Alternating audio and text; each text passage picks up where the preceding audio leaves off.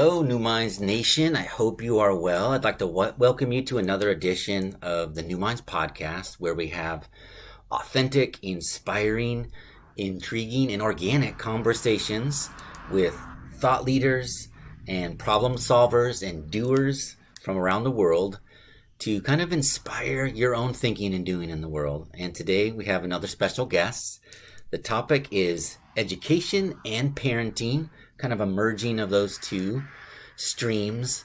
And we're going to get some really good wisdom and advice on bringing some principles of parenting and teaching into this moment in history. My guest is Maya Thiagarajan. She is a global educator with experience in many countries with many different types of schools and student populations. She has her graduate degree in education from Harvard University and is the author of a very intriguing book called Beyond the Tiger Mom, East-West Parenting for the Global Age. Now, we all know what a loaded word Tiger Mom is. So I can't wait to unpack that with Maya and kind of get to the bottom of the book and its main thesis. So she's also the founder and education director of her own company based in India, Tree Learning. She'll tell us a little bit more about that as well. They focus on teacher development, connecting teachers with schools, and just being part of the education revolution, which, as you know, is the New Minds mission too. So this is a perfectly aligned conversation.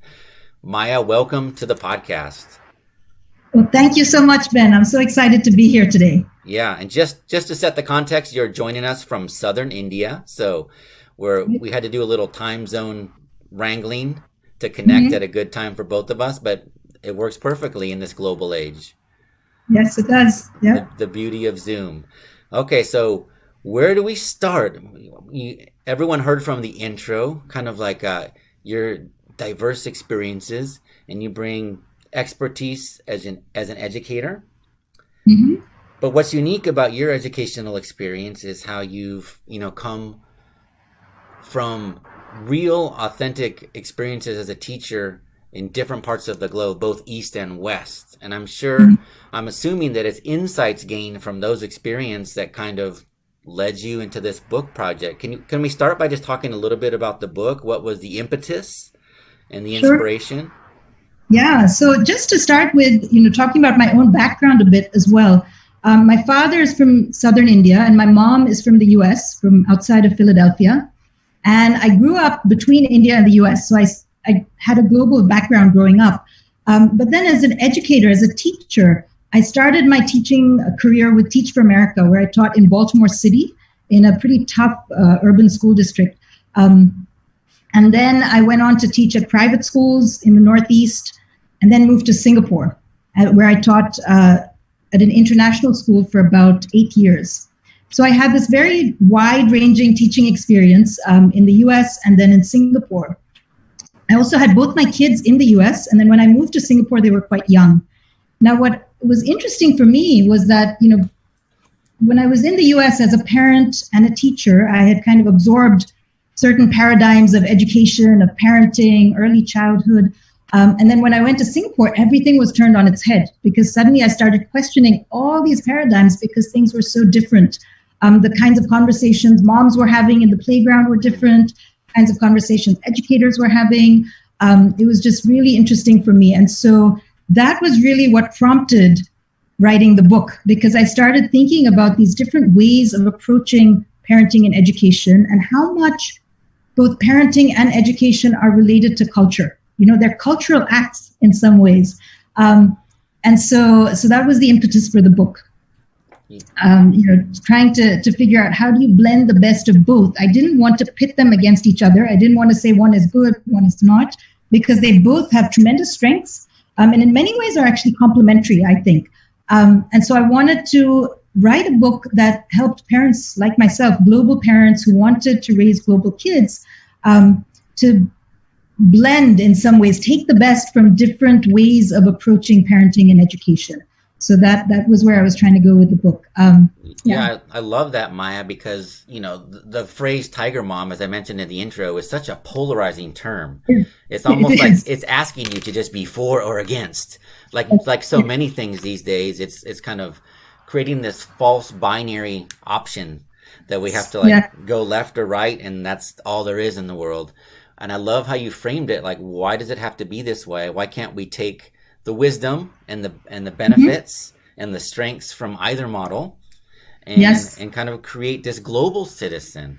Now, Yeah. would you be willing to give an example? You talked about how they could be complementary. Can you think of an example where the kind of the East and the West parenting styles or thinking styles are complementary? Yeah, so the book is labeled Beyond the Tiger Mom because it's really trying to help people look beyond stereotypes and binaries in some way, and empathize with mothers across the world. So a couple of things a couple of ways in which, um, we think about these sort of what I call false dichotomies, right? Things we think of in opposition. So we might think of, oh, kids need lots of drill, lots of really strong foundations in math, and the stereotype, at least, of Asian kids, and it's true in Asian schools in Singapore, specifically where I did my research, that kids have very, very strong foundations with a lot of drill and practice and kind of sequence practice in, math skills, for example. And some people might look at that and say, whoa, that runs counter to the idea of creativity and giving kids more open-ended projects and ways to think more deeply about their own passions and try to solve problems that are interesting. And I feel like in some ways, both are necessary. Our kids need strong academic foundations where they really do know, basic math skills and grammar skills and reading skills and all of that. But they also need lots of space for creativity. It's not an either or, it's a both. And how do we balance those things, So I guess for me, if you're looking at structure versus freedom, kids need some amount of structure so that life isn't total chaos, and that kids like structure, especially younger kids, right? But if you give them too much structure, you start inhibiting the way they think, you start preventing creativity and straitjacketing them. So you need to also give them spaces where they're just free to do whatever they want, to think about, initiate play and be imaginative.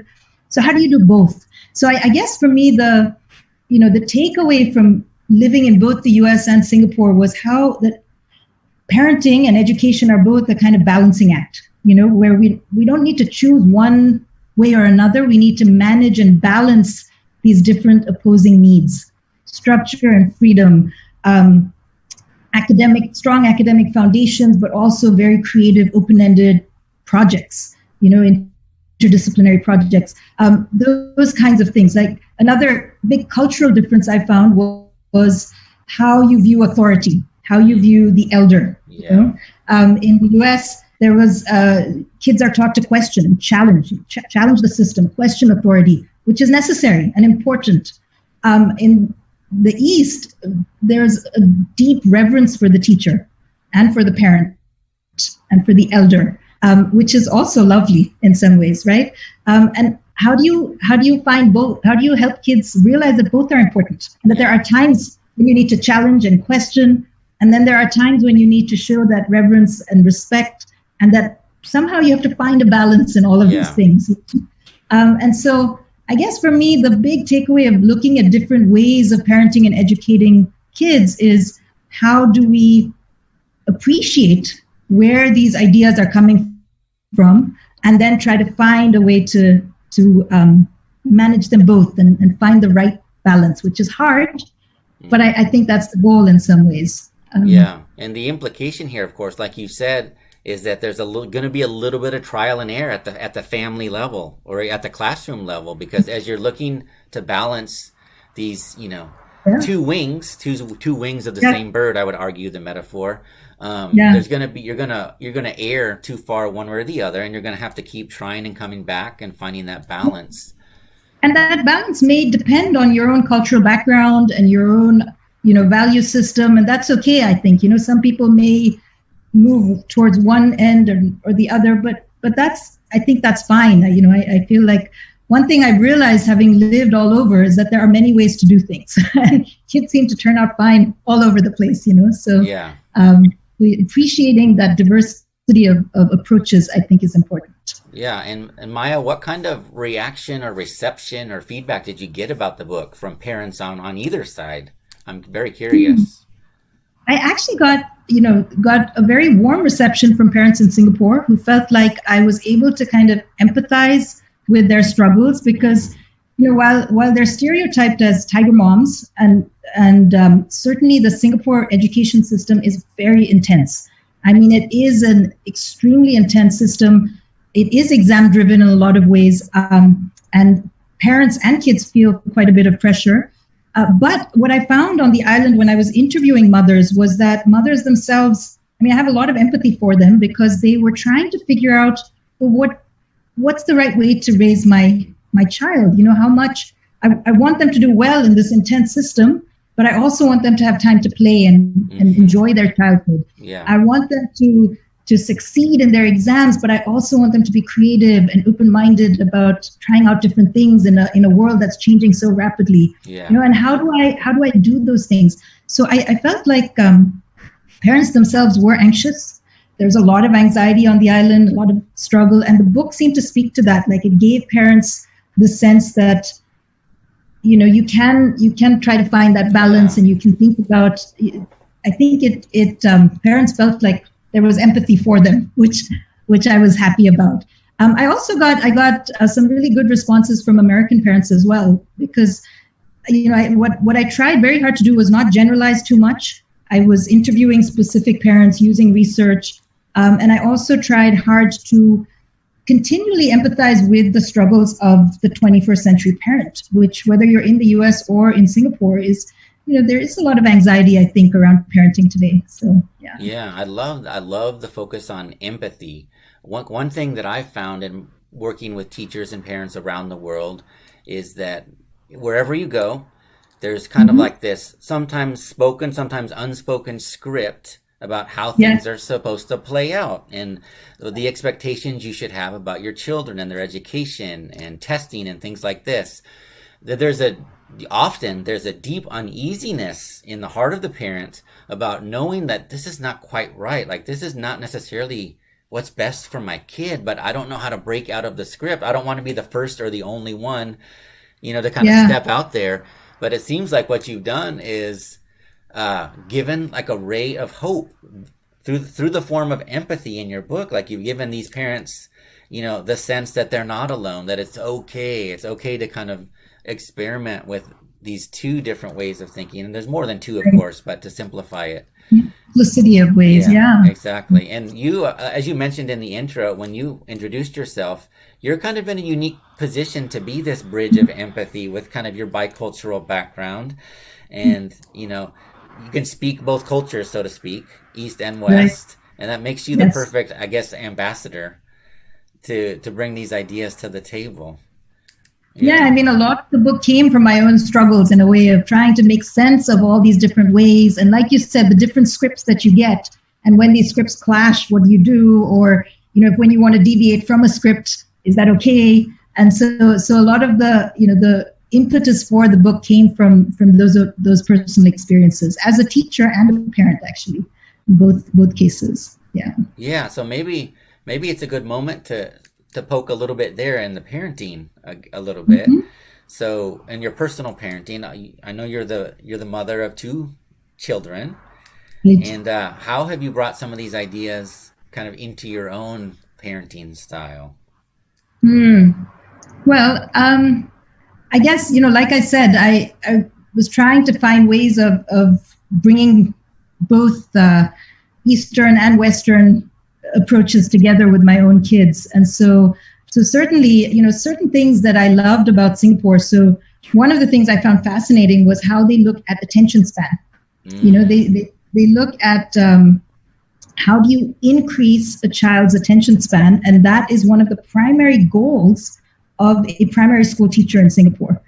So for me, that was quite revolutionary, because I had always, in the US as a teacher, I'd been used to the idea that we have to accommodate short attention spans. Everything has to change like this, and kids have to be entertained a lot, because otherwise they'll lose focus. Yeah. And in Singapore, they were like, no, we got to teach them to focus and extend their focus. So I think for me, just, I was trying to, as a parent, think about how do I bring all of these things into, with my own kids? How do I give them the freedom, the space, the to play, to be imaginative, to be creative, things that I'd really imbibed from American, parenting and education resources that I'd been exposed to. And then also give them some of these very specific things that Singapore had to offer in terms of math education, for example, or attention spans, things like that. Yeah, I love that. You kind of struck a chord there. Back when I was a classroom teacher many years ago, I always felt this pressure to kind of keep them entertained, like you said. And sometimes I would say this analogy, like, am I a teacher or am I a Disney cruise director? Am I, like I would have to catch myself and remind myself, I'm an educator here. My role is not to keep them entertained like some kind of cruise director. And also I made another cool connection when you talk about attention span. And it's ironic, maybe, that a lot of the research on creativity shows that one of the major factors in creative output is task commitment. Task commitment is linked, obviously, to attention span. And so the ability to extend that attention span over the long run will actually increase creativity. So they're actually not counter to each other. Right. How do you keep kids persisting and struggling, and that idea that struggle can be good, it can be healthy, instead of something that they should run away from. And coming back to the idea of entertainment, one of the things I say in my book is that, in the US, we use the word fun a lot. Everything should be fun. But I think one of the things I got when I went to Singapore was the idea that maybe fun is not always the right word when we're educators, right? Maybe it's satisfying or engaging, or those kinds of words, because it's not, doing algebra, for example, or wrestling with a literary text, those aren't fun like a party, but they are satisfying. They're engaging, they're engrossing. So I think looking at the range of words we use to describe that experience of deep learning, if we can expand that beyond fun, then we get into a different way of thinking about teaching and parenting even. Yeah, that's really rich. I love that distinction. You're right. Fun implies a certain lightness to it, like you said, whereas satisfying can be there can be struggle involved with satisfaction, but it's the fact that you worked through something or gained something, some kind of experience, even if it was struggle. I love that. That's really rich, and of course relates a lot to Carol Dweck and growth mindset and grit, Angela Duckworth, and all those important ideas right now. Okay. Yeah. I love that. So help us kind of like walk the bridge now. I know the book was published a few years ago, and of course the world has changed a bit. In some ways it hasn't. In some ways these are universal principles that you're wrestling with in these east-west concepts. But on the other hand, it's 2020, and we know that we've stepped through some kind of portal apparently, and things are changing around us quite rapidly. Our year, yes. whether it's school and how we educate our kids, whether it's the fight for justice and equity around the world for different groups. So, a low pressure question. It's going to be a difficult one to traverse, but how do some of the concepts that you've been thinking a lot about, both with your book and since as an educator and as a parent, how do you bring some of that to bear on this current moment? So for me, the issue of diversity, of identity, these are things that I've always thought about. Just being, when I was in the US, as an Indian woman, a racial minority. And then again in Singapore, although Singapore has a large Indian population, the majority is Chinese. So again, being a minority group in different ways, certainly I've thought a lot about identity issues, and the book raises those tangentially in different ways because it's looking at East and West as well. But I think given the current moment, I've been thinking about these issues from a social justice perspective as well. And I've been thinking a lot about how does one begin to raise kids, raise kids who are inclusive, who are humane, who are sensitive to differences, and who are open-minded, right? So those are big things that I've certainly thought about a lot as a parent through my whole journey, and now I think that's been intensified in many ways. So, I mean, I'm happy to start sharing some concrete specifics as well on that front. Do you want to go in that direction now, or? Yeah, sure. Let's do it. I know you have some very specific ideas for parents on this idea Yeah. of things we can do right now to nurture inclusive and humane children. Yeah. Yeah. So a couple of things. So first of all, I wanted to frame the whole discussion by looking at the fact that we're all in some ways trapped in history in some way or another, and so for all of us on all sides of a racial or ethnic equation, right? Whether you're white, whether you're black, whether you're Indian like me, a racial minority, majority, we all have this deep conditioning that's come through years of history, through the media, through all these different sources. And I think part of starting to dismantle that is dismantling things in our own minds, right? Yeah. So with our kids, if we can offer them some kind of counterbalance to what they see outside, which is often deeply biased, and I think that's really important. So I'm going to share some examples of what I did with my own kids. With my daughter, for example, who's brown-skinned Indian child, when she was young, I made a big point of, and I had to actually work hard to do this. It wasn't easy because which you think it would be, especially after I'd moved to Singapore.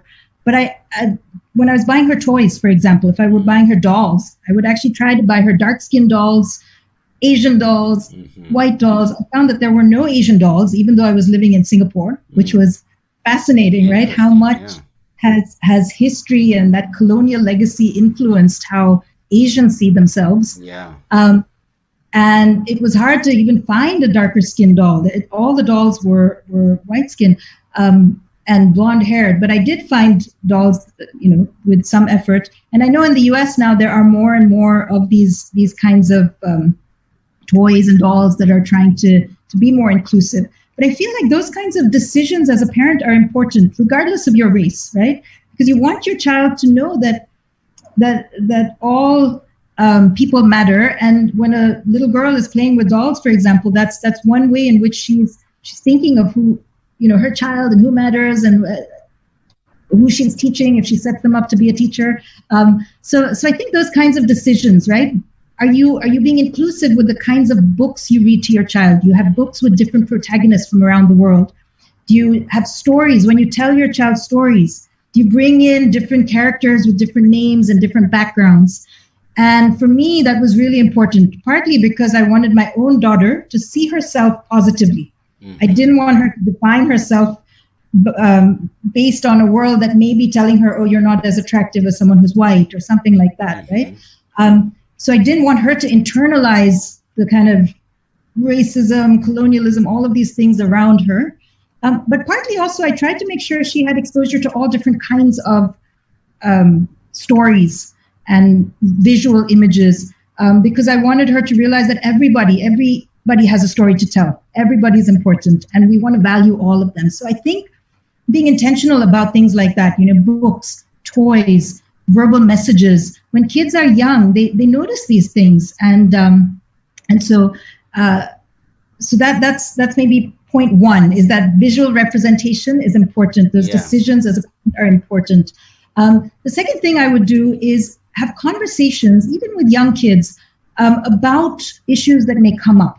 And, so I'll give you an example from my daughter's life. When she was quite young, she was talking with a friend on the bus, and the friend was actually Swedish. So Singapore is quite multicultural. There's a big expat population. And so this little girl was Swedish and sweet kid. But my daughter, they were talking about princesses, and my daughter said she was going to be a princess. I can't remember the exact context, but the little girl next to her said, oh, but you can't be a princess. You don't look like one. I look like a princess. You don't, which is kind of thing a young child might say. Sure, yeah. And my daughter was very upset, and she came home and she said, Mom, my friend is white and blonde and she's a princess, but I'm not. And so for me, that was a great kind of place to have a conversation, so I'm a literature teacher, so I always turn to books, but I got her books on princesses, like Asian princesses, and showed her different, images on YouTube of Indian princesses from the past. And then we had this talk about how princesses have existed everywhere in different ways. But I think even if you're a white parent, your child might not have that kind of a story, but it's the kind of thing you could share with a child. You could talk about stories that do come up in school, or say if something like this happened, what's the right thing to do, or sort of challenge kids a little bit with anecdotes that may make sense for them. As kids grow older, as my children now are quite a bit older, it's a harder age. I feel like now we're entering teenage years, and that's stressful, but especially under lockdowns. I think now they're able to think more critically about history, about current events, things like that. One thing that I've been very aware of is, when you look at history, say African American history, it's important to me that my kids learn that history. It's a very powerful history and has in it so much trauma, right? But I don't want them to, in their minds, always associate any group, whether it's African Americans or Indians or any group, with just victimization. Mm-hmm. I don't want them to just think, Indian victim, Black person victim, or woman victim. So for me, it's important to temper that history with lots of very positive role models, positive stories of achievement, of that kind of thing. So with my own kids, I might pick out Indians who've excelled, like Sundar Pichai, who runs Google, or Indra Nooyi, who used to be the head of Pepsi, and say, look at what they've done, and give my kids that sense of possibility. But also, not just Indian leaders, but leaders from across racial groups, or people who've excelled, so that they always, they know the trauma of the history and they can understand that, and that's really important. But that's not going to define and trap them in their perception of a person. Does that make sense? Absolutely. Like, you need the history, but you also need to kind of liberate them from that history a little bit by giving them stories of achievement, resilience, hope, so that they can see people more, in a more whole way. So that's another thing I think as kids grow older, is really having a good balance of, history, current events, all the trauma and cruelty of the world, along with some of these stories of hope, resilience. And I think the same thing, even with say we're looking at white children, or as a white parent, I do this even with my own kids, right? I don't want them to necessarily vilify white people either, if they learn Indian history and look at the British, or something like that. So giving them images of white people who've really been part of abolitionist movements, of movements, in solidarity with the idea of freedom and justice, and there are lots of those stories around too, right? So how do we help all our children see people of all races in a more whole way, and think about the stories we tell? I guess for me, it's a lot about the narratives we choose to tell and how we choose to tell those narratives, so that we raise kids who are not as trapped in history as maybe people in my generation are, Yeah. So that's bringing consciousness to the history. You're talking to an also English major, literature background. So the power of the narrative. Absolutely, I'm with you on that. And part of this, I love this, because you're talking about, we need to acknowledge and call out and heal the history, right? Yes. In order to do, as you said earlier, dismantle it, because so much of it is just subconscious and inherited. But that doesn't mean that it's all dark and gloom. It means we have to see the dark and gloom, acknowledge the injustice, and then create that space for expansion. And that's where I love that, because that's the other piece of the narrative, is showing the potential. And that kind of loops back into point one, which was representation. And everyone, regardless, every kid needs to see people who look like them achieving, having fulfilling, successful, meaningful lives, right? And to do that, they need, so this is good. So in my short, I'm taking notes here. I have point number one, representation. Point number two, conversation. And I think you have a number three. I kind of felt it building towards a number three. Am I right? Right. So the number three, Okay. so conversation, I guess number three is connected in the sense that it's teaching history, Okay. but balancing history with these stories of resilience, hope, achievement, other kinds of things, right? So conversations might be anything to do with, a child comes back and tells you what's happened in school today, and then how do you use those moments as springboards to talk about empathy, perspective, racial justice, or anything that might come up. So those would be the three. Different Gotcha. points Yeah. that So yeah. so number two was a conversation on kind of like the anecdotal level, like you mentioned, the experience that your daughter had, opportunity for Yes. conversation right there, learning moment, Yeah. teaching moment. And Yeah. And then when kids are young, that's where you want to, um, if you see something on the playground and you see one child being mean to another, right? And then you stop and talk to them talk to your child about what happened and what would you have done and what should you have done. I mean, those are moments where a child can begin to think about how do I perceive another person? How does my behavior affect another person?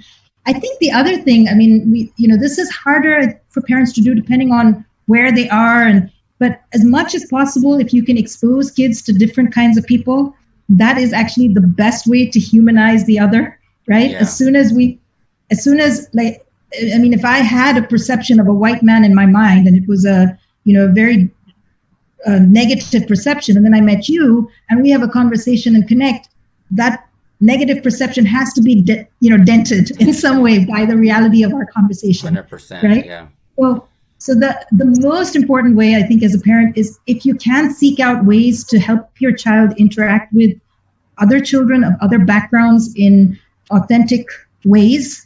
I would encourage that, right? And I think kids may. I mean, I know the U.S. When I was working in the U.S., I was in public schools. I was always amazed at how segregated public schools are. When I taught in Baltimore City for Teach for America, all my students were African American. I mean, it was a completely African American community. And later, I taught at a public school in New Hampshire for a couple of years because my husband was in graduate school there, and my student body was completely white.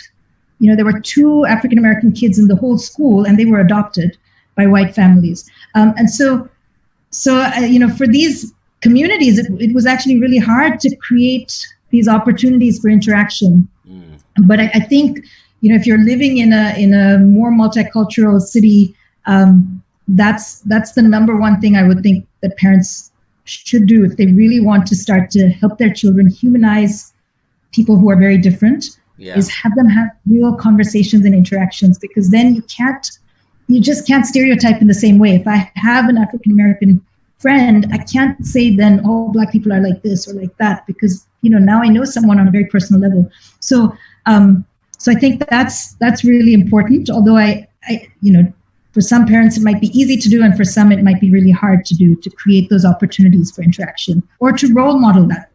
As a parent, if you have friends of different races, that's huge. Yeah.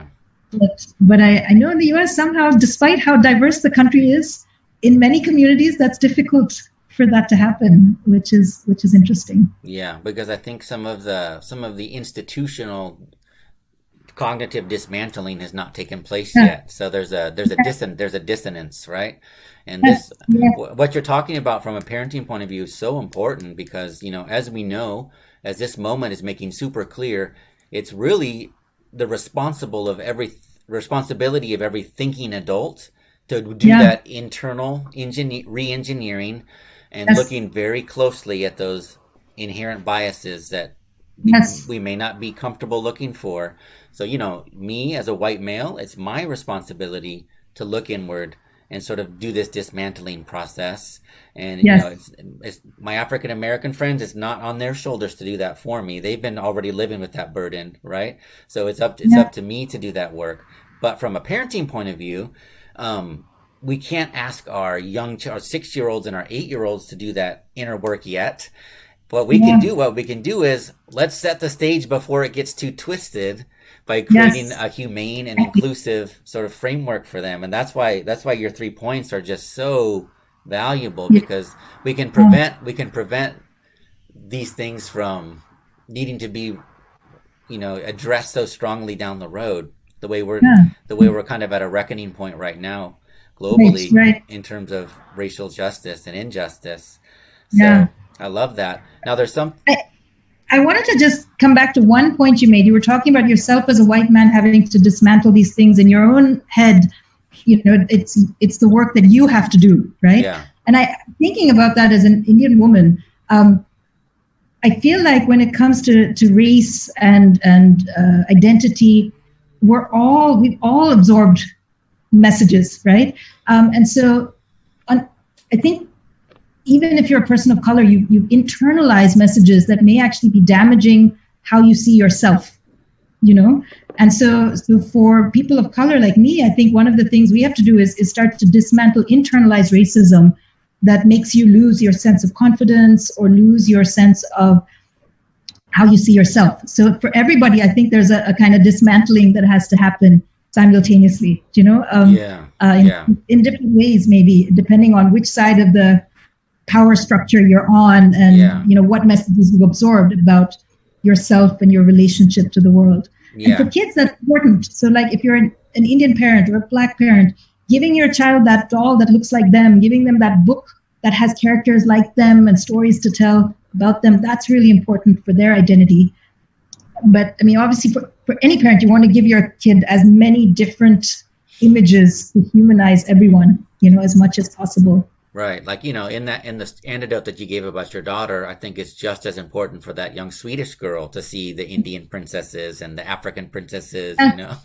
Exactly. Yeah. Exactly. Yeah. So I want to come back to a point you made just a moment ago about depending where you are in the power structure. Because in our other conversations, I had this great aha moment where you were talking about how, you know, as a brown-skinned woman yourself, as a person of color, living in the West much of your life, you've experienced that end of the power structure, that end of privilege, the opposite of privilege, right? But now you were telling me, like, back in India, you've kind of had this flip, and now you're part of the dominant power structure, and you're having to look at privilege in a different way.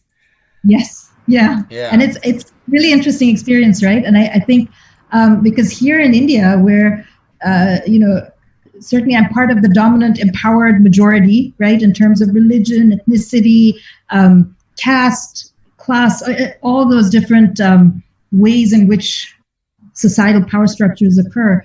And so for me, it's in some ways it's very liberating and comfortable because it feels, you know, good to not have to worry about or be aware of your skin color or your, you know, your identity in the same way as you would if you're from a minority group.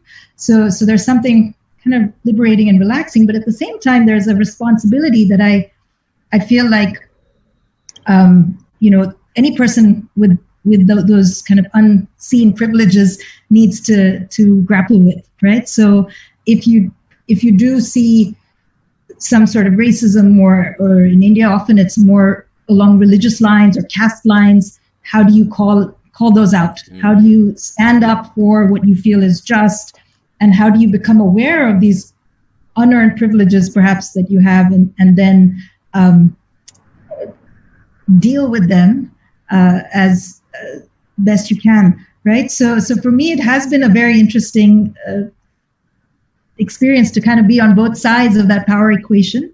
And certainly for my kids here, growing up here, they're you know, they don't have to worry about a lot of the issues that I think kids worry about if you're from a minority group, which is great in so many ways. But I do want them to realize that the responsibility that comes with privilege and always have a sense of what does it mean for the person who doesn't have privilege? Because in other contexts, they will be the person who doesn't have, you know, doesn't have that privilege. So it's a really interesting idea that you know, the context might determine where you are in these power hierarchies. Yeah, it's so context driven. But this is what's wonderful about that is that there's one thing that can be kind of a tool no matter what the context, and that's our main topic today, which is inclusivity and humanity, being inclusive and humane, and that empathy, no matter where you are, in whatever context you're in. If you bring that empathy as kind of like your driving force, Yeah. you'll at least be open to learning Yes. and doing and acting, Yeah. in the most just way. I think what you just said, be open to learning. I feel like one of the things, like when I moved to Singapore, right, is being open to people who might think differently, who might act differently. Because I certainly, as a parent or an educator, when I first arrived in Singapore, my views were sort of, oh, this is the right way to do things, And then having to really kind of grapple with, no, maybe it's not, or maybe, well, why is she doing things the way she's doing? Maybe I should ask her questions instead of just judging her. So I think suspending judgment and being open. Yeah. And because as soon as you start judging or you feel like I know how to do things right or this is the only way, then empathy becomes very difficult. So really suspending judgment and opening up space for empathy. I think that's really important. Yeah.